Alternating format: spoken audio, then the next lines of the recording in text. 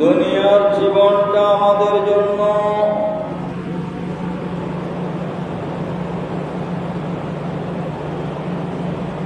একটা খেল তামাশার জায়গা, ক্ষণস্থায়ী জায়গা, অস্থায়ী জায়গা, মুসাফির খানা। আর পরজগৎটা হচ্ছে আমাদের স্থায়ী ঠিকানা, অনন্ত জীবনের যাত্রাপথ হচ্ছে দুনিয়া থেকে মৃত্যু। মৃত্যুর মধ্য দিয়ে মানুষ অনন্ত জীবনে প্রবেশ করে, কিন্তু আমরা দুনিয়ার সাময়িক ভোগ বিলাস নাজ নিয়ামতের মায়ায় পড়ে আমাদের স্থায়ী ঠিকানার কথা ভুলে যায়, আমাদের আখিরাতের পুঁজি সম্পদ অর্জনের কথা ভুলে যায়। সাময়িক এই দুনিয়াবী সুযোগ সুবিধাকে আমরা জীবনের সবচাইতে বড় সম্পদ মনে করি। অনেকে আবার মনে করে মৃত্যুর পরেই মানুষের জীবনের পরিসমাপ্তি, পরজগৎ বলতেও কিছু নেই। এই ধরনের কাফের মুশরিকরা ধ্যান ধারণা বিশ্বাস করে থাকে, কিন্তু ঈমানদারের বিশ্বাস, আকীদা, ইয়াকিন হচ্ছে আখিরাত আমাদের জন্য স্থায়ী ঠিকানা, আমাদের চিরস্থায়ী আবাসস্থল। এই কথাকে স্মরণ করে দিয়ে মহান আল্লাহ সূরা আনকাবুতের ৬৪ নম্বর আয়াত কারিমার মধ্যে আমাদেরকে জানিয়ে দিচ্ছেন, বিসমিল্লাহির রহমানির রহিম, ওয়া মা হাযিহিদ দুনিয়া ইল্লা লাহবুন ওয়া লাঈবুন ওয়া ইন্নাদ দারাল আখিরাতা লাহিয়াল হায়াওয়ান লাউ কানু ইয়ালামুন। এই আয়াত কারিমা নাজিল হয়েছিল কাফের মুশরিকদের ধ্যান ধারণার পরিপ্রেক্ষিতে। তারা মনে করে দুনিয়ার জীবনে আসল জীবন, দুনিয়ার সুযোগ সুবিধা নাজ ও নিয়ামতই মানুষের জন্য শেষ সম্পদ। আখিরাতের প্রতি তাদের বিশ্বাস নেই।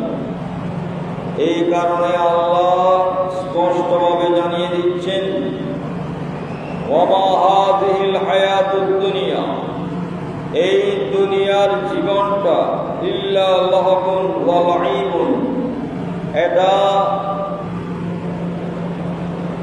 ছলনা খেল তামাশা ছাড়া আর কিছুই নাই।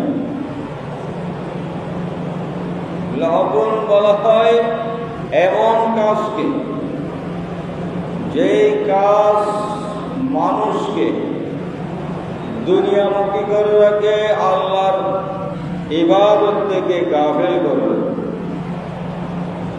এমন কাজে মানুষ মশগুল থাকবে, ব্যস্ত থাকবে, যেটার সাথে আখিরাতের কোনো সম্পর্ক নেই, দুনিয়াবী সম্পর্ক। যেই কাজ আল্লাহর ইবাদত থেকে, স্মরণ থেকে, আখিরাতের আমল থেকে বান্দাকে গাফেল করে রাখে, এটাকে বলা লাহব। ওয়া লাঈবুন হচ্ছে মানুষকে খেয়াল খুশি যে বশীভূত হয়ে খেলনা করে, সাময়িক বিনোদন করে সময় কাটায়, এটাকে বলা হয় খেল তামাশা। যে খেলা মানুষের জীবনে কোনো অর্থ বয়ে আনে না, হয় দুনিয়াবী অথবা আখিরাতে। এটাকে বলা হচ্ছে খেল তামাশা। মনের তৃপ্তির জন্য, আনন্দের জন্য, খেয়াল খুশির জন্য খেলায় জীবনকে হারিয়ে ফেল। খেলা শেষে যখন হিসাব করা হবে, আমি লাগাতার কয়েক ঘন্টা আমি খেলার মধ্যে মশগুল ছিলাম, এই খেলায় আমার মূল্যবান সময় নষ্ট হয়ে গেছে, আমার কি ফায়দা হলো? কি দুনিয়াবি কি আখিরাতে? ঘন্টায় ঘন্টায় তাস খেলার আসরে সময় চলে যাচ্ছে, নামাজ কোন দিকে যাচ্ছে, খাওয়া কোন দিকে, আরাম কোন দিকে, পারিবারিক সামাজিক কাজ কোন দিকে সে জানে না। কিন্তু খেলা শেষে সে হতাশ হয়, চিন্তা করে আমি এতক্ষণ সময় কেন নষ্ট করবো? এটা তো আমার দুনিয়ার জীবনের কোনো ফায়দা দিল না, আখিরাতের কোনো আমল করিনি। এই ধরনের খেল তামাশায় জীবন অতিবাহিত করা, যার কোনো ফায়দা দুনিয়াবিও নেই, আখিরাতেও নেই। এই ধরনের কাজ এবং খেল তামাশার একটা জায়গা বলা হয়েছে দুনিয়াটাকে। যারা আখিরাতকে বিশ্বাস করে না, পরজগৎকে স্থায়ী ঠিকানা মনে করে না, তারা শুধু দুনিয়ার হায়াতকে প্রাধান্য দিয়ে থাকে।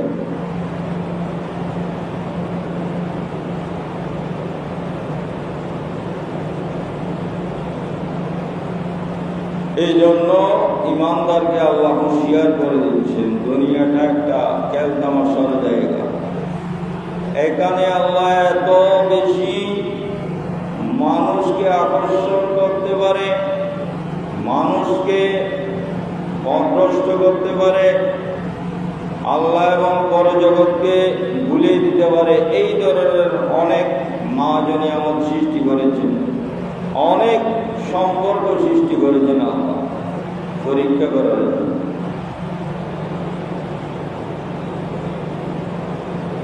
وَإِنَّ الدَّارَ الْآخِرَةَ لَهِيَ الْحَيَوَانُ। আখিরাতকে বলা হয় চিরস্থায়ী ঠিকানা। وَإِنَّ الدَّارَ الْآخِرَةَ, পরজগৎ হচ্ছে লাহিয়াল হায়ওয়ান, অবশ্যই চিরস্থায়ী একটা হায়াত, চিরস্থায়ী আবাসস্থল। আর দুনিয়াকে বলা হয়েছে ক্ষণস্থায়ী, খেল তামাশার একটা জায়গা।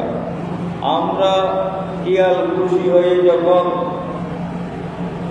অনেক সময় খেলায় কাটাই দিই, অনেক সময় দুনিয়াবি মুআমালার মধ্যে সময়কে নষ্ট করে দিই। ছোট্ট বাচ্চারা যেভাবে পুতুল খেলা গেলে কিছু সময় তারা অনেক গাছের পাতা সংগ্রহ করে, অনেক উপকরণ সংগ্রহ করে অনেকক্ষণ তারা খেলায় মেতে উঠে, খেলার পরে তারা আবার সব কিছু ভেঙে নিজ নিজ করে চলে যায়। এই যে কিছুক্ষণ তারা খেলা খেলল, এটার কোনো ফায়দা, এটার কোনো কল্যাণ মানুষের জীবনে আসে। বাচ্চারা যেমন খেয়াল খুশি মতো কিছু সময় খেলায় নষ্ট করে, এই দুনিয়ার জীবনটাও অনেকের জন্য, যারা আখিরাতকে বিশ্বাস করে না, শুধু শুধু দুনিয়াকেই প্রাধান্য দেয়, তাদের জন্য বলা হয়েছে দুনিয়াটা একটা খেল তামাশার জায়গা, তুচ্ছ একটা জায়গা, অনর্থক একটা জায়গা, অবহেলার একটা জায়গা, প্রতারণার একটা জায়গা, মানুষকে দুঃখায় ফেলার একটা। কিন্তু আখিরাত স্থায়ী জগৎ, স্থায়ী জীবন। লাউ কানু ইয়ালামুনা, যদি মানুষ সেটা জানত, যদি মানুষ সেটা চিন্তা করত, ফিকির করত, উপলব্ধি করত, যে দুনিয়ার জীবনটা তো অতি নগণ্য একটা সময়, আখিরাত তো আমাদের জন্য স্থায়ী ঠিকানা, অনন্তকাল, চিরদিন যেখানে থাকতে হবে, যেখান থেকে আর কোথায় যাওয়ার সুযোগ নেই। সেই স্থায়ী ঠিকানার কথা যদি চিন্তা করতো, দুনিয়াকে প্রাধান্য দিত না, দুনিয়াতে এত বেশি মূল্য দিত না, দুনিয়ায় অবস্থান করে আখিরাতের আমল। এই জন্য যারা আখিরাতের আমল করে তারা মৃত্যুকে পরোয়া করে না, যারা দুনিয়ামুখী তারা মৃত্যুকে ভয় পায়। অথচ মৃত্যুটা ইমানদারের জন্য একটা তোহফা, একটা প্রেজেন্টেশন, আল্লাহর পক্ষ থেকে একটা গিফট, একটা উপহার। عن عبد الله بن عمر قال قال رسول الله صلى الله عليه وسلم تحفة المؤمنين الموت। আব্দুল্লাহ ইবনে উমর রাদিয়াল্লাহু তাআলা আনহু এই হাদিস বর্ণনা করতেছেন, ঈমানদারের জন্য মৃত্যুটা একটা তোহফা, একটা উপহার। এই জন্য যারা দুনিয়ামুখী তারা মৃত্যুকে ভয় পায়, আর যারা আখিরাতমুখী তারা মৃত্যুকে আলিঙ্গন করে। আখিরাত এবং দুনিয়ার সেতু বন্ধন হচ্ছে মৃত্যু, বান্দা এবং আল্লাহর সেতু বন্ধনের বাধা হচ্ছে, পর্দা হচ্ছে মৃত্যু। এই বাধা যখন উঠে যায়, বান্দা যখন ঈমান নিয়ে দুনিয়া থেকে যায়, সে স্বাধীনতা অর্জন করে। এই দুনিয়াটা ঈমানদারের জন্য জেলখানা, আর আখিরাতের জন্য স্বর্গ। কারণ ঈমানদার দুনিয়াতে নিজের খেয়াল খুশি ইচ্ছা মতো চলতে পারবে না। প্রতিটা মুহূর্ত আল্লাহর দেওয়া বিধান, নবীর দেওয়া সেই নির্দেশনা মোতাবেক জীবনকে পরিচালিত করতে হবে। এই জন্য ঈমানদারের জন্য দুনিয়াটা কয়েদখানা। যেদিন ঈমানদার ঈমান নিয়ে ইন্তেকাল করবে, সে এমন ভাবে মুক্ত হবে যেমন একজন যাবজ্জীবন আসামি অথবা ফাঁসির কাস্টে দণ্ডপ্রাপ্ত আসামিকে তার এই অপরাধ থেকে মুক্ত করে দিয়ে কয়েদখানা থেকে যখন ছেড়ে দেওয়া হয়, সেই যেভাবে স্বাধীন হয়ে যায়, একজন ঈমানদার মৃত্যুবরণ করার পরে সেরকম স্বাধীন হয়ে যায়। উচ্চস্বরে বলুন সুবহানাল্লাহ। যেহেতু ইন্তেকালের পরে তার কোন শরীয়তের বিধিবিধান তার উপরে থাকে না, সে স্বাধীনতা। অথচ আমরা মৃত্যুকে ভয় করি।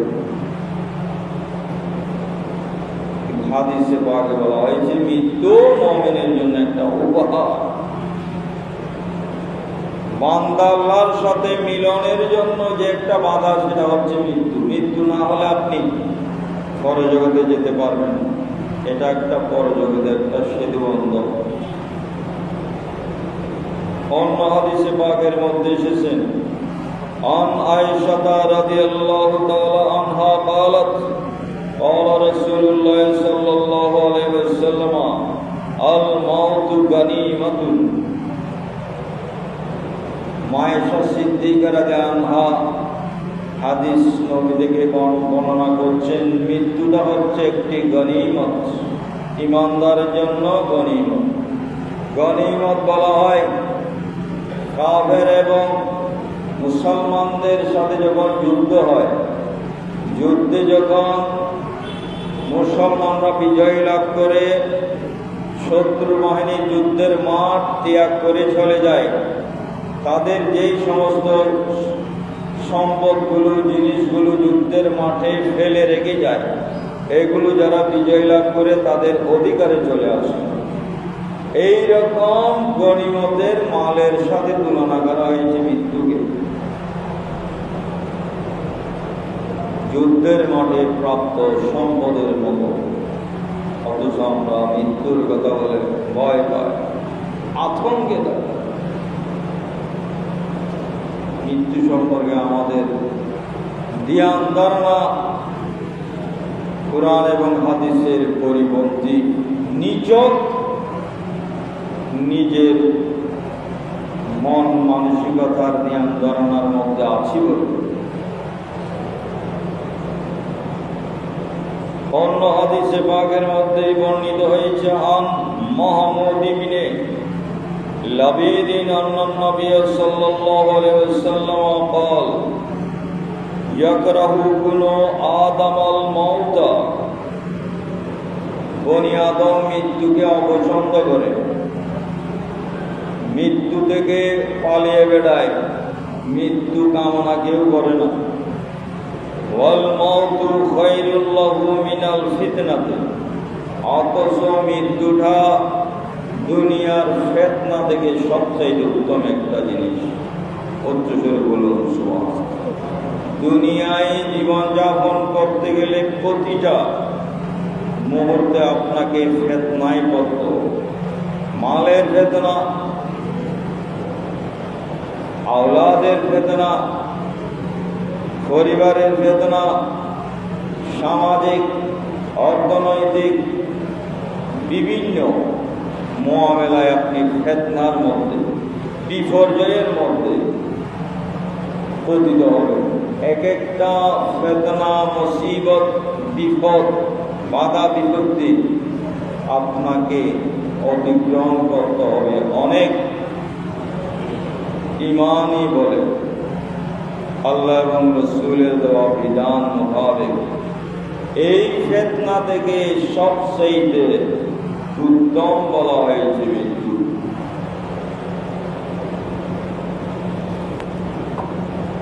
অন্য হাদিসে পাকের মধ্যে এসেছেন আন বিলাল ইবনে সাঈদ রাদিয়াল্লাহু তাআলা আনহু আন্নাহু قال ইন্নাকুম লান তুখলাকু লিল ফানাই। এই হাদিসে পাকের মধ্যে আল্লাহর নবী থেকে হাদিস বর্ণনা করতেছেন, আমরা যে অনেকে ধ্যান ধারণা করি, বিশ্বাস করি, মনে করি, অনেক কাফেরদের যেটা চিন্তা ভাবনা ধ্যান ধারণা, কিন্তু এটা প্রকৃত ইমানদারের ধ্যান ধারণা হওয়া উচিত নয়। একই বিশ্বাস হওয়া উচিত নয় যে আল্লাহ আমাদেরকে শুধু দুনিয়ার জীবনের জন্য সৃষ্টি করেছেন, আমাদের মৃত্যুর মধ্য দিয়ে সব কিছু শেষ হয়ে যাবে, এতটুকু আমাদের জীবন হায়াত। এটাকে ব্যর্থ হিসেবে, অমূলক ধারণা হিসেবে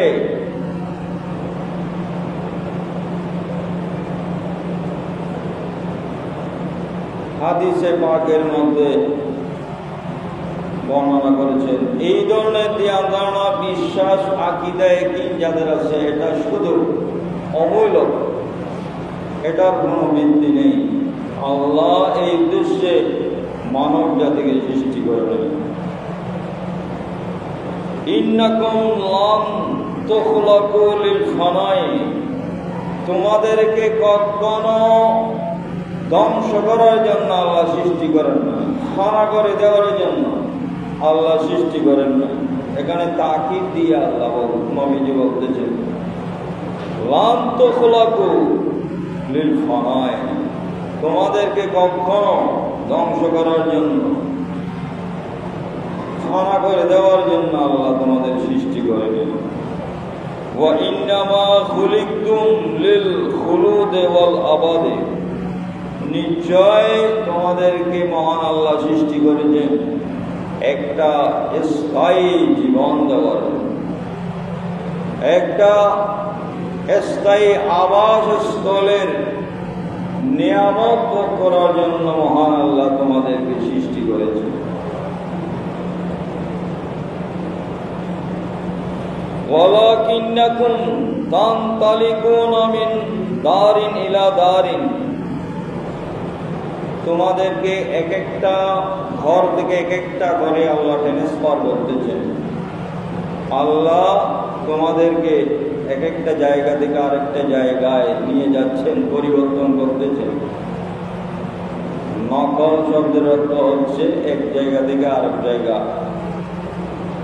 নিয়ে যাওয়া, পরিবর্তন করা। এই জন্য আমরা কেউ মৃত্যুবরণ করলে ইন্তেকাল বলি, অর্থাৎ এই জগৎ থেকে আরেক জগতে তিনি পদার্পণ করেছেন, গিয়েছেন।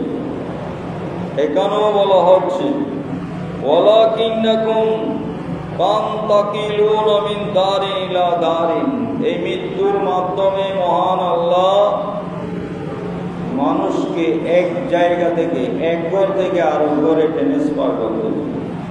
এটা কোনো ধ্বংস নয়, ফানা নয়।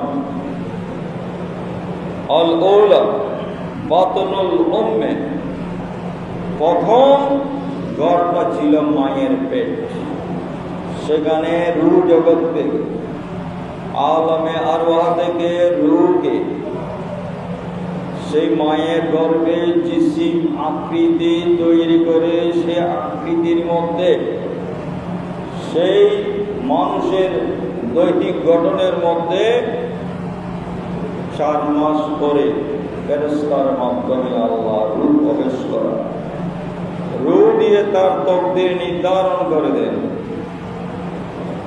তাহলে রূহ জগৎ থেকে আপনি একটা জগতে এসেছেন, সেটা হচ্ছে মায়ের গর্ভ। এটা একটা দুনিয়া, এটা একটা জগৎ। কেমন জগৎ? ওয়াযালিকা মাহাল্লু দিকে ওয়াল হাসরে ওয়াল গাম্মি, ওই মায়ের গর্ভের জগৎটা হচ্ছে সংকীর্ণ একটা জায়গা, ওয়াল হাসরে সীমাবদ্ধ একটা জায়গা, ওয়াল গাম্মি চিন্তা পেরেশানির একটা জায়গা,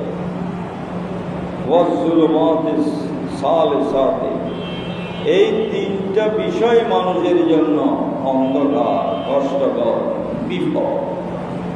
এইরকম একটা জগতে আমরা ছিলাম। সেই জগৎ থেকে আবার আমাদেরকে আরেকটা জগতে পাঠাচ্ছেন। হিয়া দারুল্লাতী আনশাতাহা ওয়া আলফিতাহা ওয়াক্তাসাবাত ফিহা শাররা ওয়াল খায়রা, ওই জগৎ থেকে আল্লাহ আমাদেরকে এমন একটা জগতে পাঠালেন, যেই জগতে এসে আমরা নিজেরা নিজেদের আবাসস্থল তৈরি করতেছি, নিজেদের প্রয়োজনীয় জিনিস, খাবার সব কিছু নিজেরাই জোগাড় করতেছি। ওয়াক্তাসাবাত ফিহা শাররা ওয়াল খায়রা, এবং এই জগতে এসে আমরা ভালো খারাপ আমল করতেছি। সেটাই হচ্ছে এই দুনিয়ার জগৎ। ওই মায়ের গর্ভ, ওই দুনিয়ার জগৎ থেকে আমাদেরকে আবার এই জগতে পাঠানো হয়েছে। অথচ সে মায়ের গর্ভে সেই জগতে থাকার সময় সে তাকে যখন বলা হচ্ছে তোমার সময় এখন শেষ, তোমাকে এই জগৎ ত্যাগ করে আরেকটা এর চাইতে বড় জগতে যেতে হবে, সে তখন আসতে চায় না। সে যখন বিভিন্ন ধরনের থাকার চেষ্টা করেছে, কিন্তু তার চেষ্টা সব বিফল। আল্লাহ ফেরেশতার মাধ্যমে তাকে হাত ধরে সেই জগৎ থেকে এই জগতে পাঠিয়ে দিয়েছে। এই জন্য সন্তান পৃথিবীতে আসার সময় প্রথমে তার মাতা দুনিয়াতে আসে। ফেরেশতা বলতেছে এখানে আর থাকার সুযোগ নাই, তোমার ইচ্ছার কোনো ক্ষমতা স্বাধীনতা এখানে থাকবে না, তোমাকে এর চাইতেও বড় একটা দুনিয়ায় যেতে হবে। তাকে সেই জগৎ থেকে এই দুনিয়ার জগতে পাঠানো, অথচ সেই জগতে থাকার ইচ্ছা পোষণ করেছে, চেষ্টা করেছে, কিন্তু সমস্ত চেষ্টা বিফল। তাকে আসতে হলো এই দুনিয়ায় এসে সে নিজের প্রয়োজনীয় যা কিছু দরকার সব কিছু সে নিজেই তৈরি করে নিয়েছে। এবং হয় ভালো না হয় মন্দ সে আমল করতেছে। এরপরে আল্লাহ তৃতীয় আরেকটা জগতে তাকে আবার পাঠিয়ে দিচ্ছে। সে অনেক চেষ্টা করতেছে, অনেক তদবির করতেছে, অনেকভাবে সে বাঁচানোর নিজেকে চেষ্টা করেছে দুনিয়াতে দীর্ঘদিন থাকার জন্য, কিন্তু কোনো চেষ্টা তার সফল হবে না। আল্লাহ বলতেছেন এই দুনিয়া থেকেও আরেকটা বিশাল একটা দুনিয়ায় তোমাকে যেতে হবে, থাকার সুযোগ নাই। ইয়া দারুল বারযাখে, সেটা হচ্ছে বারযাখের জগৎ। মৃত্যুর পরে কিয়ামত পর্যন্ত যেই কবর জগতে থাকবে সেটা হচ্ছে বারযাখ। সেই জগতে আপনাকে যেতে হবে।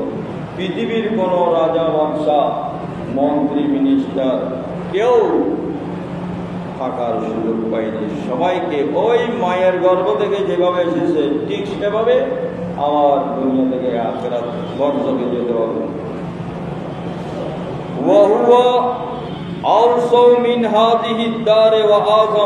সে বারযাখটা দুনিয়া থেকে অনেক বেশি প্রশস্ত, অনেক বেশি বড়। আমরা মনে করতেছি দুনিয়াটা অনেক বড়, বিশাল, কিন্তু হাদিসে পাকে বলতেছে দুনিয়া থেকে সেই বারযাখটা অনেক বেশি প্রশস্ত, অনেক বেশি বড়। অন্য হাদিসে পাকে এসেছে একজন মানুষের দৃষ্টিসীমা যতটুকু যায় ততটুকু তার কবরটা প্রশস্ত হয়ে যায়, বড় হয়ে যায়। সুবহানাল্লাহ। আমরা মনে করি 3.5 হাত জায়গার মধ্যে একজন ইমানদারকে দিয়েছেন, তিনি সেখানে কিয়ামত পর্যন্ত অবস্থান করতেছেন। না, সেটা ইমানদারের জন্য সেটা নয়। ইমানদারের কবরটা প্রশস্ত হয়ে যাবে দৃষ্টিসীমা পর্যন্ত। এই জগৎ থেকেও বড়, এই জগৎ থেকেও বড় একটা জগতে আপনাকে যেতে হবে। وَنِسْبَةُ هَذِهِ الدَّارِ إِلَيْهِ كَنِسْبَةِ الْوَطَنِ إِلَى هَذِهِ। এই দুনিয়া এবং বারযাখের তুলনা করা হচ্ছে কেমন বড়, কেমন প্রশস্ত। মায়ের গর্ভের তুলনায় দুনিয়াটা যেমন অনেক বড়, অনেক প্রশস্ত, বিশাল, এই দুনিয়ার তুলনায় বারযাখটাও সেই রকম অনেক বিশাল, অনেক বড়। উচ্চস্বরে বলুন সুবহানাল্লাহ।